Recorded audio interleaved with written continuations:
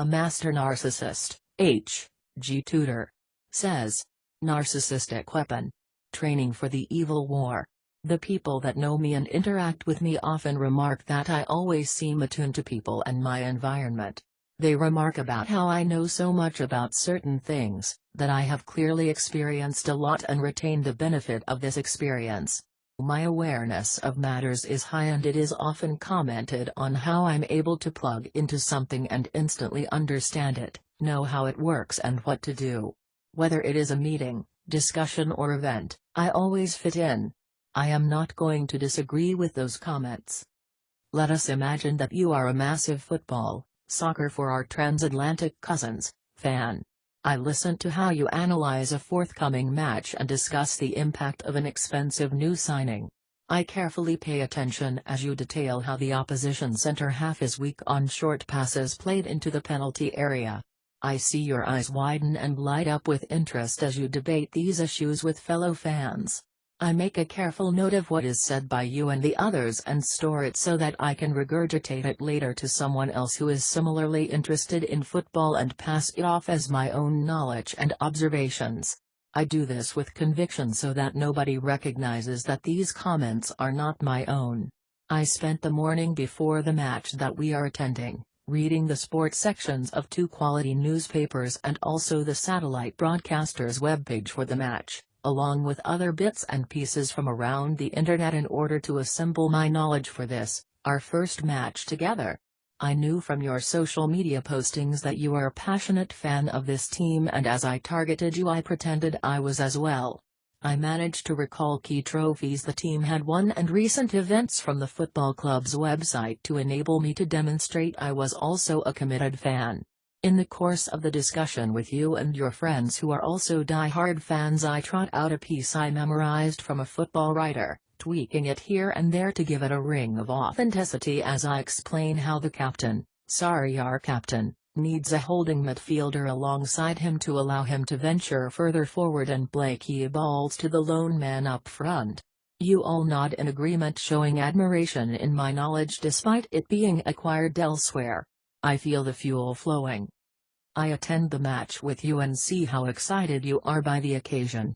Your conversation speeds up as you talk about the team the manager has selected.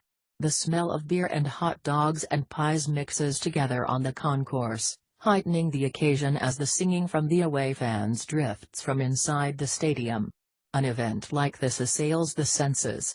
The press of the crowd as it makes its way inside seems to lend energy to you, and your pace quickens, causing me to have to speed up to ensure I'm not left behind. Once in our seats, your face shows how you are eagerly anticipating the game, the chanting and shouting already loud, bouncing around the stadium and competing with the delivery of the PA announcer. All around me I can see nervous anticipation, bullish enthusiasm and well-founded confidence. I listen to the chants so I learn the words enabling me to join in. I watch you as you crane forward in your seat, eyes fixed on the unfolding match, fists clenched and repeated utterances issued loudly to urge your team on. I mimic your exhortations and body language, leaning towards the pitch and then jumping up as your team, now our team, opens the scoring. You hug me and I return the hug, jumping up and down in a replica of the delight that washes across the home crowd. The taunting chants aimed at the opposition ring out and I readily join in, gesturing towards the disconsolate faces in the adjoining stand. A second goal is scored, this time from the cries of delight and the conjoining of profanity and blasphemy. The goal is clearly of both quality and importance. That puts us on top of the league on goal difference, you explain as if you are able to see that I am wondering why there is such a heightened reaction to this second goal. I know, however, that you are not wondering that at all. I know that you are thrilled that I am embracing with such enthusiasm the match, sharing the main passion in your life. I join in with the cheers, the shouting, the cries of frustration and disappointment, the barracking of the referee when he makes a poor decision, and ensure I'm fully integrated with the experience. I look around me watching the passion, the hope, the fury and the delight etched on the other supporters. The stadium is a cauldron of noise and emotion. I am plugged into this experience along with 55,000 other people.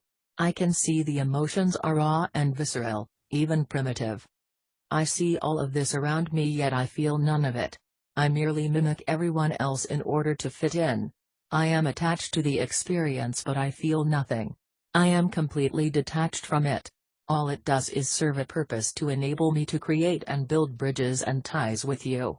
I can see how it all affects you. It is clear to see. I am there, yet I am not.